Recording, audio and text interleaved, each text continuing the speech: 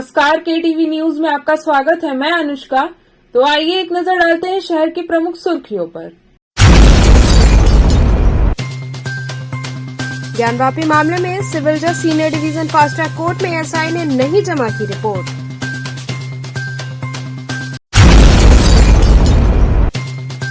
रामलला की प्राण प्रतिष्ठा के उत्सव में अन्नपूर्णा मंदिर में होंगे विविध अनुष्ठान।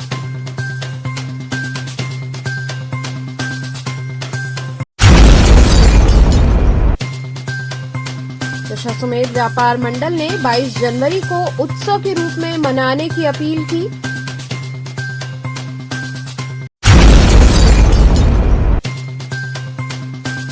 और प्रभु श्री राम की प्राण प्रतिष्ठा की तैयारियों को लेकर जल पुलिस और नाविकों की हुई बैठक। और अब खबरें विस्तार से। ज्ञानवापी मामले में सिविल जज senior division fast track court में एएसआई ने रिपोर्ट नहीं जमा की। ज्ञानवापी श्रृंगारगौरी मामले में एएसआई को सिविल जज senior division fast track court में आज सर्वे की रिपोर्ट जमा करनी थी, लेकिन एएसआई ने कोर्ट में रिपोर्ट जमा नहीं की। एएसआई ने फास्ट ट्रैक कोर्ट से 1 हफ्ते का समय मांगा है। मामले में हाईकोर्ट ने एएसआई को 19 जनवरी तक रिपोर्ट दाखिल करने के लिए समय दिया था। अब इस मामले में कोर्ट ने अगली तारीख 25 जनवरी की तय की है। क्या कुछ रहा आज? क्या देखिए, आज 2 बिंदु थे। एक तो माननीय हाईकोर्ट ने जो अभी पिछले दिनों जो है उन्होंने एक आर्डर पास किया था कि 6 महीने के अंदर ये जो 1991 से 610-91 जो चल रहा है वाद ज्ञानवापी के संदर्भ में, उसकी सुनवाई पूरी करके आप फैसला लें। इस संदर्भ में एएसआई को भी निर्देश दिया गया था कि आप अपनी रिपोर्ट, क्योंकि उस कार्रवाई में, उस मुकदमे में आप ये एएसआई जो हमारे 18-22 में जो एएसआई सर्वे हुआ है हमारे प्रार्थना पत्र पर, उस एएसआई को एविडेंस के रूप में आप वहाँ सबमिट कर सकते हैं, उसका उपयोग कर सकते हैं। एएसआई को भी समय दिया गया था 19 तारीख तक आप अपने सारे रिपोर्ट आज जमा करें, जिसको देखते हुए एएसआई के काउंसिल ने आज एक एक्सटेंशन प्रार्थना पत्र दिया, एप्लीकेशन दिया है कि चूँकि उनका कहना है कि भाई हम पुनः जो उसकी कॉपी तैयार कर रहे हैं, इसलिए समय दिया जाए। 1 सप्ताह का मांग इन्होंने किया था, जिसको देखते हुए एफटीसी सिविल कोर्ट ने उनको 25 तारीख का समय दिया है। 25 को ये कहा है कि आप 25 तक इसको सबमिट कर लीजिए। दूसरा, शैलेंद्र कुमार व्यास का भी एक प्रार्थना पत्र पड़ा हुआ है।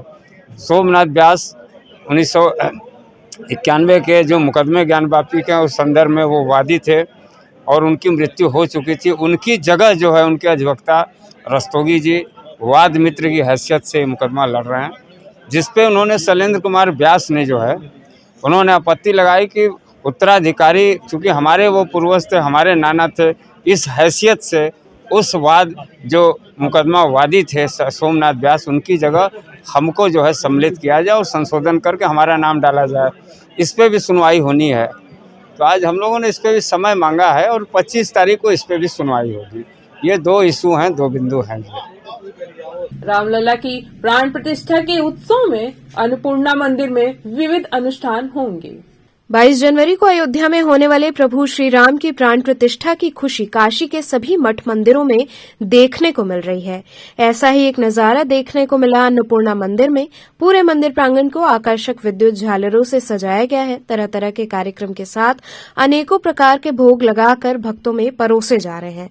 मंदिर के महंत शंकरपुरी जी महाराज ने बताया कि बहुत खुशी है कि ऐसा दिन आया। 22 तारीख को होने वाले आयोजन को देखते हुए 21 जनवरी को एक भव्य शोभा यात्रा मंदिर परिवार की ओर से निकाली जाएगी, जिसमें काफी साधु संत महात्मा सहित गणमान्य लोगों की उपस्थिति रहेगी। महंत शंकरपुरी महाराज ने बताया कि लगभग 500 वर्षों के बाद ये मौका आया है कि भव्य राम मंदिर में रामलला की प्राण प्रतिष्ठा होने जा रही है। बताया कि अन्नपूर्णा मंदिर में भी पूजा पाठ का कार्यक्रम रखा गया है। 51 ब्राह्मण इसे पूर्ण कराएंगे। वहीं भंडारे का आयोजन किया जाएगा। भक्तों में लड्डू बांटा जाएगा। उन्होंने बताया कि कई अनुष्ठान भी कराए जाएंगे। मंदिर परिसर को विद्युत झालरों से सजाया गया है। कुछ मंत्रों के द्वारा लगातार अनुष्ठान चल रहा है ताकि रामलला की प्राण प्रतिष्ठा का कार्य बिना किसी विघ्न बाधा के पूरा हो जाए।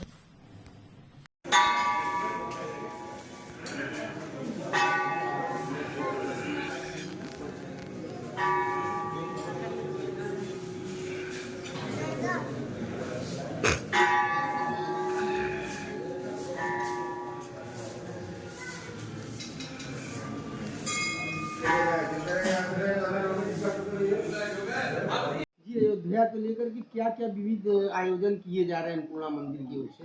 लगभग 500 वर्ष के बाद ये मौका आया है कि अयोध्या में एक मुहूर्त निकला है जिसमें ये कार्यक्रम चल रहा है राम जी की प्राण प्रतिष्ठा का। तो उसमें अन्नपूर्णा मंदिर की तरफ से हमारा शिवपुर में विद्यालय है, अन्नपूर्णा ऋषि कुल ब्रह्मचारी आश्रम, वहाँ पर सुंदरकांड का पाठ एवं योगा का कार्यक्रम रखा गया है। एवं क्षेत्र में एक रैली निकाली जाएगी जिससे जनमानस में एक अच्छा संदेश जाए। दूसरा, अन्नपूर्णा मंदिर के अंदर सुंदरकांड का पाठ है, पंडित खाने में वहाँ 51 ब्राह्मण रहेंगे, पाठ करेंगे। इसके बाद दीप उत्सव का कार्यक्रम रहेगा और यहाँ का भंडारा का कार्यक्रम रहेगा। यहाँ लड्डू बांटा जाएगा। क्षेत्र में आने वाले भक्तों के लिए, सभी के लिए ये कार्यक्रम दिन भर चलता रहेगा और कई अनुष्ठान होंगे। ये अभी फिलहाल किस तरह के कार्यक्रम लगातार चल रहे हैं मंदिर परिसर में? ऐसा है, मंदिर परिषद के अंदर इस समय पूरा झालरों से मंदिर को सजाया गया है और अनुष्ठान के तौर पर कुछ मंत्रों के द्वारा डेली कुछ ना कुछ कार्यक्रम चल रहा है माँ अन्नपूर्णा के मंदिर में कि ये जो कार्यक्रम चल रहा है प्राण प्रतिष्ठा का साकुशल रहे और किसी प्रकार का विघ्न बाधा ना आए और राम जी की प्रतिष्ठा हो। तो अभी से ही यहाँ नाश्ते भंडारे का कार्य शुरू हो गया है? ये कार्यक्रम तो हमारा अनवरत चलता है, मगर इसमें जो भी भक्त आ रहा है, राम भक्त हो, तमाम कार सेवक हों या आने वाले भक्त हों, उनके लिए अन्नपूर्णा मंदिर के लिए दरबार खुले हैं। कभी भी लोग आएंगे तो उनके लिए भोजन प्रसादी की व्यवस्था है। ये अनवरत चल रहा है। दशाश्वमेध व्यापार मंडल ने 22 जनवरी को उत्सव के रूप में मनाने की अपील की। दशाश्वमेध व्यापार मंडल ने 22 जनवरी को रामध्वजा यात्रा व मार्केट को सजाने को लेकर सभी से अपील की। दशाश्वमेध व्यापार मंडल के सभी पदाधिकारियों ने गुदौलिया से निकलकर चित्तरंजन पार्क तक व्यापारियों एवं क्षेत्रीय लोगों से अपील किया कि श्री राम जन्मभूमि तीर्थ क्षेत्र में प्रभु श्री राम अपनी जन्मस्थली पर 5 शताब्दियों के पश्चात पुनः पधार रहे हैं। इस पावन अवसर का साक्षी बनने के लिए संपूर्ण ब्रह्मांड उत्सुकता से प्रतीक्षा में है। प्रभु श्री राम के स्वागत की भव्यता को बढ़ाने के लिए हम दुनिया भर के सभी राम भक्तों सहित दशाश्वमेध व्यापार मंडल द्वारा इस ऐतिहासिक आयोजन के बारे में सभी से आग्रह करते हैं कि सभी मिलकर सामूहिक रूप से एकता के सबसे बड़े सूत्रधार भगवान श्री राम के आगमन का उत्सव मनाएं।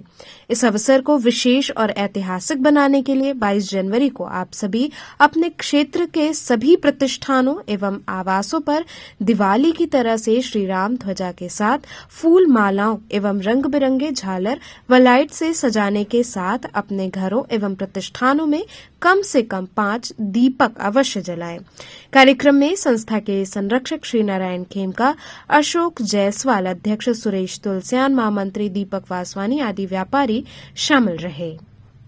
आज ये अपने जो दशाश्वमेध व्यापार मंडल के सारे कारखानी और सारे जो दुकानदार हैं वो सब मिल करके एक अभियान चला रहे हैं कि जो 22 तारीख को भव्य आयोजन जो पूरे देश भर में हो रहा है उसी की एक छोटी सी रूपरेखा लेते हुए आज हम लोग अपने यहाँ पे सभी भाइयों को ये जागरूक करने के लिए निकले हैं कि आप अपनी अपनी दुकानों को भव्य रूप से सजाइए, दिए जलाइए और उत्सव के रूप में पूरा त्यौहार मनाना है। ये 550 साल बाद हमें सौभाग्य प्राप्त हुआ है जो रामलल्ला हमारे विराजमान हुए हैं, उनकी प्राण प्रतिष्ठा जो उस दिन की जा रही है उसी के संदर्भ में अपने लोग एक आयोजन करेंगे। 22 तारीख को व्यापार मंडल द्वारा एक भव्य आयोजन, एक शोभा यात्रा यहाँ से चालू होकर के चित्तरंजन पार्क से चालू होकर के यहाँ पे समापन होगी और यहीं पे हम लोग जो है इसका स्थापित करेंगे अपना, और उसी दिन प्रसाद वितरण का भी आयोजन किया जा रहा है। धन्यवाद। किस तरह का कार्यक्रम संपन्न हुआ है? ये 22 तारीख को पुरुषोत्तम राम जो है अयोध्या में श्री रामलला का प्राण प्रतिष्ठा के संदर्भ में आज हम लोग जन जागरण यात्रा निकाल रहे हैं। हर दुकानदारों से, व्यापारियों से आग्रह कर रहे हैं कि अपने अपने दुकानों को सजावें, दिया जलावें, अपने घरों में जो है दिया जलावें। एक मुहिम हम लोग चला रहे हैं कि आम जनमानस को जोड़ने का कार्य कर रहे हैं।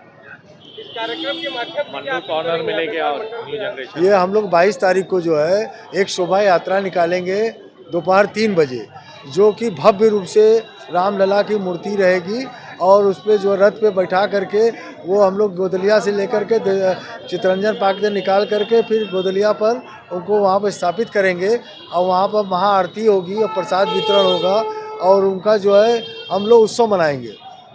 प्रभु श्री राम लल्ला की प्राण प्रतिष्ठा की तैयारियों को लेकर जल पुलिस व नाविकों की बैठक संपन्न हुई।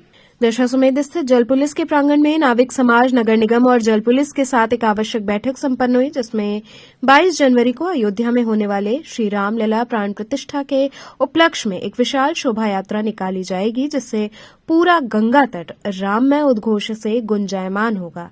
इस यात्रा की सुरक्षा की दृष्टि से सफल बनाने के उद्देश्य से बैठक संपन्न हुई, जिसमें प्रमुख रूप से अपर नगर आयुक्त दुष्यंत कुमार, एसीपी दशाश्वमेध अवधेश कुमार पांडे, थाना प्रभारी दशाश्वमेध वैद्यनाथ सिंह, जल पुलिस प्रभारी मिथिलेश यादव सहित प्रमोद मांझी, शंभू निषाद, राकेश साहनी सहित बड़ी संख्या में लोग उपस्थित रहे। आज दशाश्वमेध घाट पर नाविक समाज बंधुओं के साथ हमारी बैठक हुई है और बैठक में मुख्य रूप से जो अभी 22 तारीख को कार्यक्रम होना है उसके संबंध में बैठक हुई है। और नाविक समाज ने स्वयं अपने स्तर से ये डिसाइड किया है, निश्चित किया है कि 22 तारीख को एक नदी में एक रैली निकालेंगे और उसमें भगवान श्री राम के संबंध में उसको लेते हुए एक जुलूस निकाले, एक रैली निकालेंगे। इनका ये कार्यक्रम ये है कि राजघाट से निकाल करके और ये 80 घाट पे निषाद घाट के पास जाएंगे वहाँ तक। यहाँ पर जल पुलिस के पुलिस अधिकारी उपस्थित हैं। इन्होंने सुरक्षा व्यवस्था के संबंध में भी साथ संदेश दिए हैं कि सभी नाव पर लाइफ जैकेट रहेगी और साथ ही साथ सभी लोग एक क्षमता से कम ही लोग बैठाएंगे, क्षमता जितनी है उससे ज़्यादा लोग नहीं बैठाएंगे और पूरे अनुशासन के साथ इसको चलाएंगे। जी, ये 22 तारीख को राम जी का जो प्राण प्रतिष्ठा के मनाया जाएगा, उसमें यहाँ के 80 से राजघाट के सभी निषाद बंधु ने पूरा मन बना लिया है। उसी के एवज में आज अपर नगर आयुक्त और हमारे एसीपी दशाश्वमेध और जल प्रभारी जी के साथ हमारी ये सुरक्षा को दृष्टिकोण से इस पे एक मीटिंग रखी गई थी।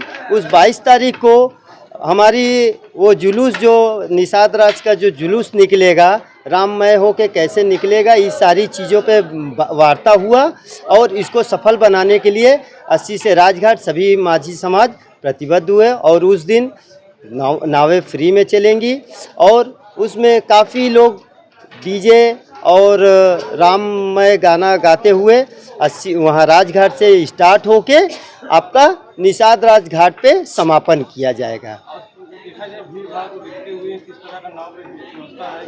देखिए, सुरक्षा के दृष्टिकोण से भीड़ भाव को देखते हुए कोई अप्रिय घटना ना घटे, उस पे लाइफ जैकेट का पूरा व्यवस्था किया जाएगा और नावें कम से कम लोगों को बैठाकर अच्छे तरीके से सुसज्जित तरीके से इस कार्यक्रम को सफल बनाने का पूरा प्रयास किया जाएगा। 255 किलो लड्डू का महाप्रसाद राम रथ के साथ काशी से अयोध्या रवाना हुआ। अयोध्या में प्रभु श्री राम की प्राण प्रतिष्ठा को लेकर काशी में उत्सव का माहौल देखने को मिल रहा है। हर कोई इस दिन को यादगार बनाने में लगा हुआ है। इसी कड़ी में काशी से अयोध्या धाम के लिए महाप्रसाद तैयार किया गया है, जो कि काशी से अयोध्या के लिए रवाना हुआ। बता दें कि वाराणसी से अयोध्या धाम के लिए भगवान श्री राम का रथ निकला। इस महाप्रसाद में 255 किलो लड्डू अयोध्या धाम पहुंचेगा। 51 किलो के 5 लड्डू अयोध्या धाम भेजे जा रहे हैं। ब्राह्मणों द्वारा मंत्रोच्चारण व शंखनाद के पश्चात भगवान श्री राम का रथ अयोध्या के लिए रवाना हुआ, जिसका नेतृत्व भाजपा के जिला मंत्री शिवानंद राय ने किया।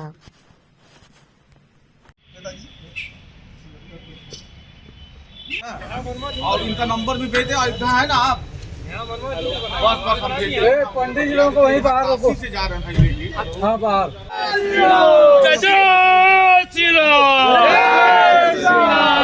सियावर रामचंद्र की जय, लखनलाल की जय, बजरंगबली की जय।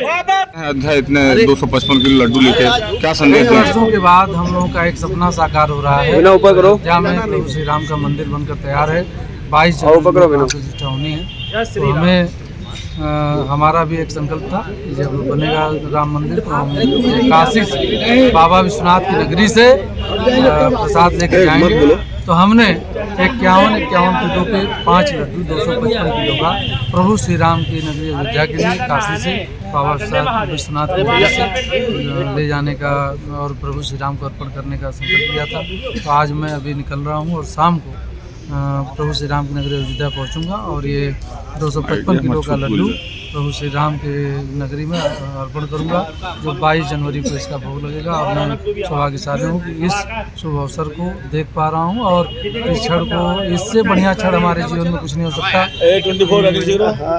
कई 100 सालों से जो भगवान श्री राम के अयोध्या की आशा लोगों की पूरी होने जा रही है और पूर्ण हो 22 जनवरी को सभी लोग दर्शन भी कर सकेंगे। इसके लिए मैं प्रभु श्री राम की नगरी जा रहा हूँ ताकि और सभी के लिए शुभकामना करता हूँ। प्रभु श्री राम से कामना करता हूँ कि आप सभी और पूरे भारतवासी खुश रहें, प्रसन्न रहें, यही शुभकामना। यहाँ रुकेंगे एक छोटे से ब्रेक के लिए, आप बने रहे केटीवी न्यूज के साथ।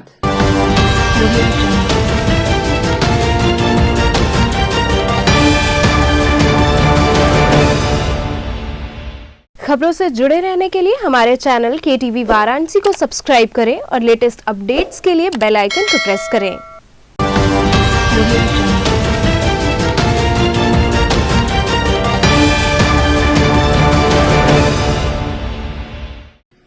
ब्रेक के बाद आपका स्वागत है। एडिशनल पुलिस कमिश्नर ने पैदल गश्त कर सुरक्षा व्यवस्था का जायजा लिया। Additional police commissioner S Chinnappa और additional DCP Kashi zone Chandrakant Meena ने एसीपी भेलुपुर डॉक्टर अतुल अंजान त्रिपाठी के साथ पैदल गश्त कर सतर्कता देखी। बता दें कि additional police commissioner S Chinnappa को काशी यात्रा बीएचयू आईआईटी के सुरक्षा का जायजा और बीएचयू के अधिकारियों से इसी संबंध में मीटिंग करनी थी। जब additional police commissioner S Chinnappa Durgakund चौकी पर आए तो उन्हें एहसास हुआ कि ट्रैफिक व्यवस्था भी कुछ ठीक नहीं है, सब कुछ बेतरतीब है। उन्होंने तुरंत ही अपने सामने कई गाड़ियों का चालान कटवाया।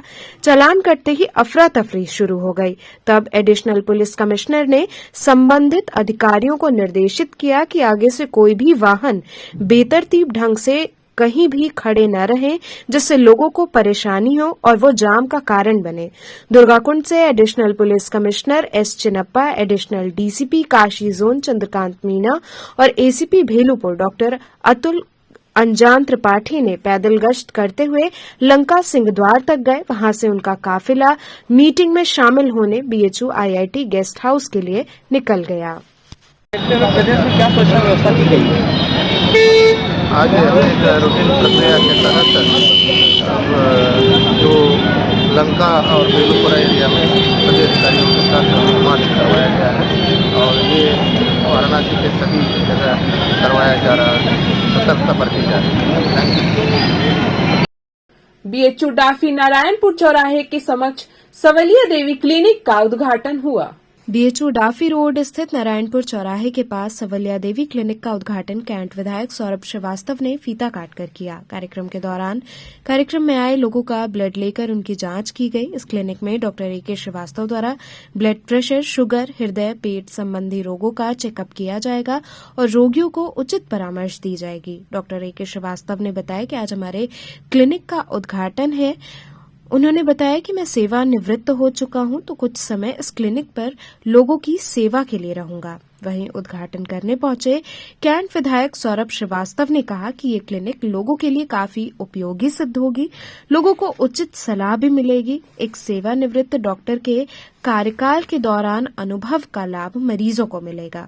कार्यक्रम में मुख्य रूप से विजय श्रीवास्तव, सुरेश पटेल, धर्मेंद्र पटेल, अनिल सिंह, रवि निगम, ऋतिका उपाध्याय सहित काफी संख्या में लोग उपस्थित रहे। सुस्वाही क्षेत्र में चिकित्सा सेवा के एक बड़े केंद्र का शुभारंभ अभी हुआ है। सवलिया देवी क्लिनिक एवं करौली डायग्नोस्टिक कलेक्शन सेंटर, इसका उद्घाटन हुआ है। डॉक्टर अजय कुमार श्रीवास्तव जी, जो कि बहुत वरिष्ठ चिकित्सक हैं, वह यहाँ मरीजों की सेवा करेंगे, चिकित्सकीय परामर्श देंगे और जिसकी जो जांच की आवश्यकता होगी सैंपल कलेक्शन भी यहाँ हो सकेगा। डॉक्टर साहब बहुत ख्याति प्राप्त चिकित्सक हैं। निश्चित रूप से उनके यहाँ बैठने से क्षेत्र के लोगों को बहुत लाभ होने वाला है। मैं चिकित्सा सेवा के क्षेत्र में यह क्लिनिक सफलता अर्जित करे, जो कलेक्शन यहाँ सैंपल हों उनका समय से परीक्षण होकर जनता को उसकी रिपोर्ट मिल जाए, जिससे वह रोग के बारे में पहले ही उसे जानकारी हो जाए। कोई भी रोग होता है, यदि प्रथम चरण में उसकी जानकारी मिल जाए तो वो जल्दी उसका उपचार संभव हो पाता है। तो इन दोनों ही कामों में ये क्लिनिक अच्छा काम करे, ये सेंटर अच्छा काम करे, ऐसी मेरी शुभकामना है। बाबा विश्वनाथ का आपको आशीर्वाद मिले, आप सफल हों। डॉक्टर साहब से मैंने निवेदन किया है कि कोई भी रोगी आपके पास आता है तो एलोपैथी दवा उस रोग को दबाने का काम करती है, पर उस दवा को, उस बीमारी को पूरी तरह से समाप्त करने के लिए व्यक्ति अपनी जीवन शैली में क्या बदलाव लाए, नेचुरल क्या चीज़ें, खाद्य पदार्थ यूज़ करे, ये भी राय ज़रूर उस पेशेंट को दीजिएगा, जिससे भविष्य में उस बीमारी रिपीट ना करे और दूसरी बीमारियों से भी उसे छुटकारा मिले। इस समय ठंड का मौसम चल रहा है और लोगों के इस समय दो समस्याएं आ रही हैं, ब्रेन हेमरेज और हार्ट अटैक का। तो इसके मुख्य कारण क्या होते हैं और कैसे इससे बचा जाए? देखिए, ऐसे तो कम सर्दी वाला मौसम ज़्यादा ही स्वास्थ्य के लिए उचित माना जाता है, लेकिन ये मौसम काफ़ी ठंड का है, काफ़ी ज़्यादा ठंड है। इसमें जैसे बच्चे हैं और बुज़ुर्ग हैं या जिनको डायबिटीज़ है या हाइपरटेंशन है या किसी और बीमारी से ग्रस्त हैं, उनके लिए ये ठंड बहुत ज़्यादा ही मतलब कष्टदायक होता है और घातक भी होता है कि शरीर का तापमान बहुत कम होने से जो शरीर की नलियां हैं, जिसे रक्त प्रवाह होता है हार्ट से, वो सिकुड़ जाती हैं काफ़ी हद तक, और उसके लिए हार्ट को बहुत ज़्यादा मतलब प्रेशर वो करना पड़ता है, प्रेशर से अपना पंप करना पड़ता है, जिसकी वजह से कभी कभी काफ़ी हाई बीपी होने की वजह से स्ट्रोक है या फालिज मार देता है या हार्ट अटैक की भी संभावना बढ़ जाती है। और बच्चों में है जिस तरह का अगर है इस तरह का, तो सर्दी जुकाम है, कोल्ड डायरिया है, निमोनिया ये भी है। बहुत बुजुर्ग हैं उनके में भी ये है कि कोल्ड की वजह से हाइपोथर्मिया हो सकता है, कोल्ड स्ट्रेस उसमें जा सकते हैं, और हार्ट अटैक की संभावना और उनमें बुजुर्गों में ज़्यादा ही मतलब कॉमन रहती है स्ट्रोक्स की। तो इस मौसम में क्या करना चाहिए लोगों को? बचने का उपाय है कि एक तो ठंड से बचने का पूरा उपाय रखना चाहिए, पूरे कपड़े पहने, और जो बुजुर्ग लोग सुबह बहुत जल्दी अगर टहलने के आदी हैं तो उनको ये सलाह रहती है कि सूरज निकलने के बाद या थोड़ी गर्मी हो जाए तभी टहलें। घने कोहरे में और उसमें टहलने में उनको अटैक आने की संभावना बहुत ज़्यादा रहती है। और हमेशा अपना नियमित चेकअप करावें, जो बीमारी है उसकी दवा भी रेगुलर लें, और उसके जो व्यायाम या जो उस तरह का बताया जाता है उनको उसका उचित ढंग से पालन करें। ये मतलब बुजुर्गों के लिए है। अब बच्चों के लिए तो भाई माँ हैं, बच्चे पिता हैं, जो भी घर वाले हैं उनको बचा के रखना चाहिए कि हाँ उनके कपड़े वपड़े अगर गीले होते हैं तुरंत बदल दें, और फुल हमेशा कपड़ा ऊनी है जो भी जो उस तरह का हो, पूरा शरीर को ढक के रखने की कोशिश करें। और दूसरी सलाह ये है कि जैसे जो जिस तरह का रोग हीटर का प्रयोग करते हैं या अंगीठी का प्रयोग करते हैं, तो बंद कमरे में ये सब चीज़ें थोड़ी सी अवॉइड करनी है, क्योंकि इस समय दुर्घटनाएं बहुत होती हैं। अगर अंगीठी जला के आप सो गए तो पता चला कि सुबह कार्बन मोनोऑक्साइड एक तरह का वो पॉइजन उसमें निकलता है, जिसकी वजह से मरीज धीरे धीरे बेहोश होगा, फिर पता नहीं चलेगा उसको कि कब उसकी डेथ हो गई। तो इसको भी बचाने का उपाय करना चाहिए। तो मतलब बंद घर में ये सब चीज़ों को बंद कमरे में कभी भी अंगीठी का या हीटर का प्रयोग कोशिश करें कि ना ही करें तो ज़्यादा अच्छा है। जितने समय जगह हैं आप कर लीजिए, लेकिन उसके बाद आप उसको बुझा के उसको करिए।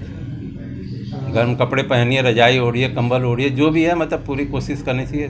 कौन आ रहा है इसमें? ये मेरे उसका क्लिनिक का भी उद्घाटन है और करौली डायग्नोस्टिक सेंटर के कलेक्शन सेंटर का भी उद्घाटन है।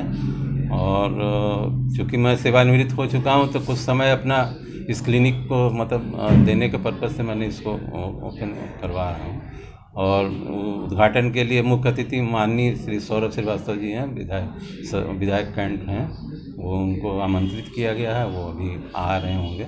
तो यहाँ पे किन किन मरीजों को देखा जाएगा और उनका चेकअप किया जाएगा और उन्हें सलाह दी जाएगी? देखिए, मैं बेसिकली तो मेडिसिन से हूँ, फिजिशियन हूँ, तो मेरे जितने भी उस तरह के पेशेंट हैं, हार्ट के, बीपी के, शुगर के या चेस्ट इन्फेक्शन के, इस तरह के पेशेंट हैं या न्यूरोलॉजिकल संबंधित हैं, समानता जो उनको मैं देखूंगा उन्हीं को, उनको सलाह भी दूंगा उचित। ये कहाँ पे ओपन हो रहा है, किस जगह पे? ये है सवलिया देवी क्लिनिक के नाम से है, नारायणपुर चौराहा पे है, डाफी बोला जाता है, BHU रोड पे। और यहाँ पे जो मरीज आएंगे उनको क्या क्या सुविधाएं आप दे रहे हैं? ये बेसिकली ओपीडी क्लिनिक है। ओपीडी से जो उनको सलाह दी जा सकती है, जो मेडिसिन प्रिस्क्राइब की जा सकती है वो दी जाएगी, प्लस उनकी जो ज़रूरी जांचें हैं वो इसी कलेक्शन सेंटर से उपयोग में लाते हुए कराई जाएंगी। क्या सुविधा है? यहाँ पे करौली का कलेक्शन सेंटर अभी आज ओपन हो रहा है। इस कलेक्शन सेंटर के अंदर में सारी सुविधा, हर तरीके के ब्लड टेस्ट यहाँ से कलेक्ट करके करौली के मेन लैब में आ जाएंगे और उसके साथ साथ अल्ट्रासाउंड, एक्सरे, सीटी स्कैन और एमआरआई भी यहाँ पे बुक हो सकती है और बुक करके जो हमारा नियरेस्ट सेंटर है करौली का, वहाँ पे उस पेशेंट को गाइड करके भेजा जा सकता है। ये एक तरीके का सुविधा सेंटर है जहाँ पे रेडियोलॉजी एवं पैथोलॉजी बोथ इस एरिया के लोगों को हम सर्विस दे सकते हैं। इसमें कई सेंटर हैं पैथोलॉजी के, रेडियोलॉजी के, ब्लड टेस्ट के, आप ऐसी क्या सुविधाएं दे रहे हैं क्योंकि ये ग्रामीण क्षेत्र है? देखिए, मेन चीज़ होती है डायग्नोस्टिक्स में जितनी एक्यूरेट, जितनी अच्छी जांचें होंगी उतना अच्छा रिपोर्ट होगा।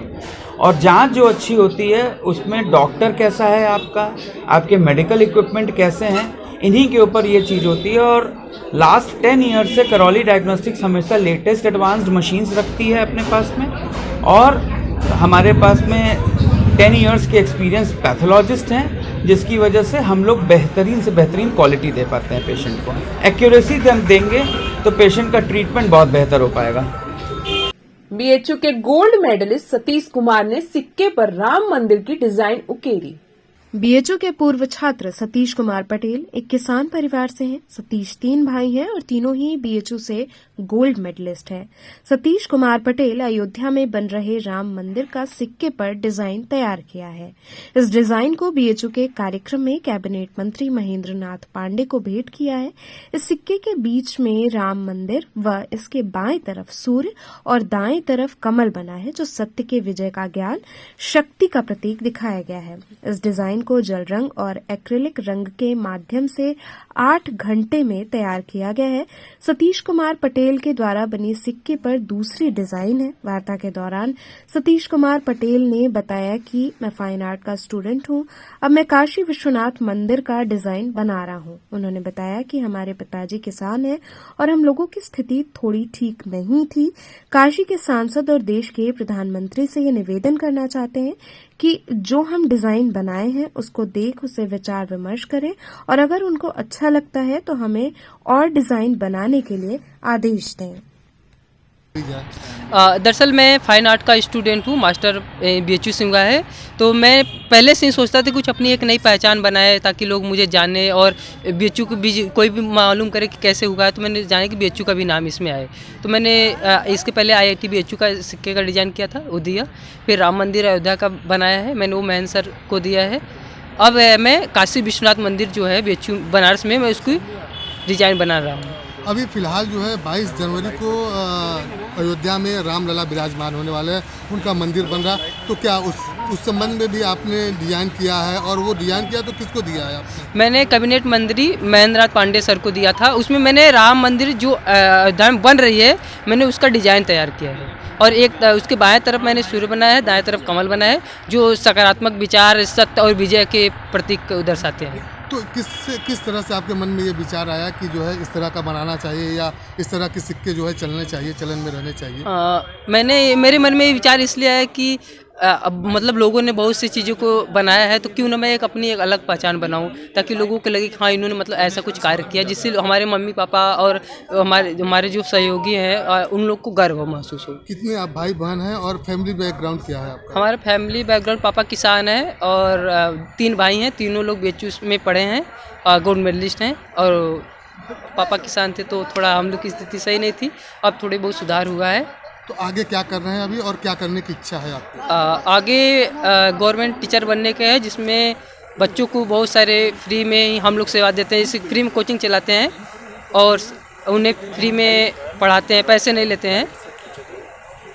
तो अभी क्या और आपका जो है जो लेटेस्ट में चल रहा है, जो आप बना रहे हो, उसको भी थोड़ा डिफाइन करें। अभी लेटेस्ट में मैंने काशी विश्वनाथ जो बनारस में, मैं उसका डिजाइन सिक्के बनाने जा रहा हूँ। और कुछ पेंटिंगें मैं अभी बना रहा हूँ, जैसे समाज के ऊपर, पर्यावरण के ऊपर, जिससे लोगों को मालूम चले कि पर्यावरण कितना दूषित हो रहा है। काशी के सांसद और देश के प्रधानमंत्री से योगी जी को क्या मैसेज देना चाहेंगे, क्या कहना चाहेंगे आपका? हम ये कहना चाहेंगे कि ये जो हमारा डिज़ाइन बनाया गया है उस पर उसको देखें, उसके विचार विमर्श करें। अगर उन्हें अच्छा लगता है तो और मुझसे बनवाने की कोशिश करें, ताकि आगे आने वाली पीढ़ियों के लिए एक नया प्रेरणा, नया शिक्षा मिल सके। रानी सती दादी मंगल महोत्सव इस वर्ष प्रभु श्री राम को समर्पित होगा। श्री रामलला प्राण प्रतिष्ठा से एक दिन पूर्व धर्मनगरी काशी भी धर्म के रंग में रंगी नजर आएगी। काशी का मारवाड़ी समाज इस अवसर को ऐतिहासिक बनाने में कोई कसर नहीं छोड़ रहा। इसी दृष्टिकोण से प्रतिवर्ष आयोजित होने वाले रानी सती दादी मंगल महोत्सव इस बार प्रभु श्री राम को समर्पित रहेगा। 21 जनवरी को सिगरा स्थित रुद्राक्ष कन्वेंशन सेंटर में एक साथ समाज की 1100 महिलाएं मंगल पाठ करेंगी। इस महोत्सव में पहली बार महाराणा प्रताप के वंशज ख्यात मंगल पाठ वाचक कुंवर तेजस राणा अजमेर से पधार रहे हैं, जिनके साथ 1100 महिलाएं संगीतमय पाठ संग नृत्य नाटिका प्रस्तुत करेंगी। मंगल पाठ के उपरांत भजन संध्या का आयोजन होगा, जिसमें स्थानीय कलाकारों के साथ कोलकाता के प्रख्यात भजन गायक सौरभ मधुकर भी प्रस्तुति देंगे। रंग बिरंगे फूलों से सजे दिव्य सिंहासन पर रानी सती दादी विराजमान होंगी।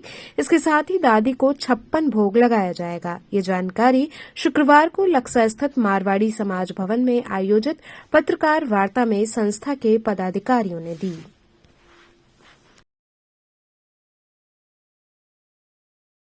21 जनवरी को जय दादी नाम बैंक एक संस्था है जो रानी सती दादी हमारे राजस्थानी समाज की सिद्ध पीठ है, पूज्य है, उनके लिए और एक बड़े समारोह उत्सव का आयोजन भगवान राम का जो मंदिर 22 तारीख को वहाँ प्राण प्रतिष्ठा होने जा रही है, यह उन्हीं को समर्पित करते हुए एक भव्य रूप में मनाया जा रहा है।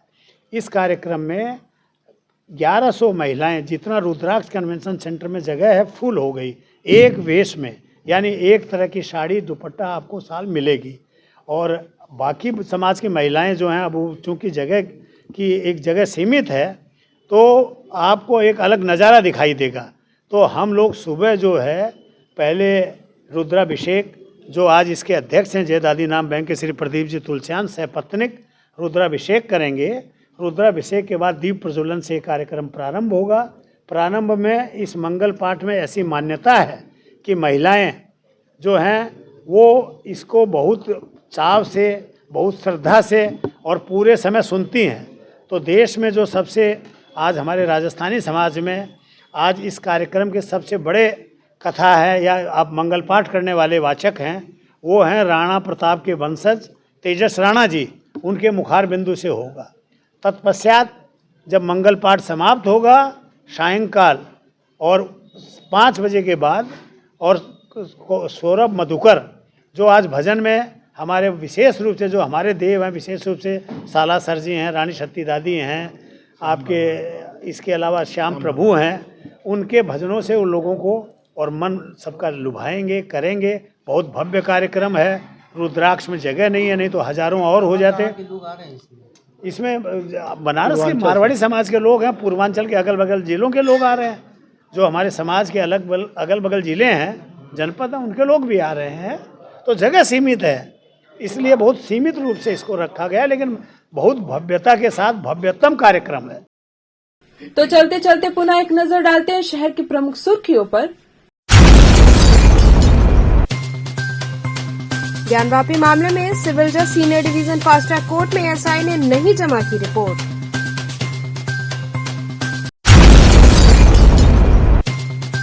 रामलला की प्राण प्रतिष्ठा के उत्सव में अन्नपूर्णा मंदिर में होंगे विविध अनुष्ठान।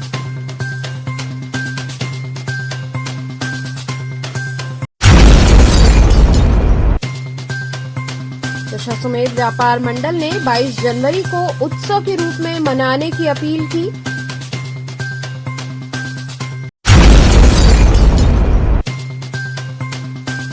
और प्रभु श्री राम की प्राण प्रतिष्ठा की तैयारियों को लेकर जल पुलिस और नाविकों की हुई बैठक। तो ये थे आज के समाचार। कल फिर होगी मुलाकात, तब तक के लिए नमस्कार।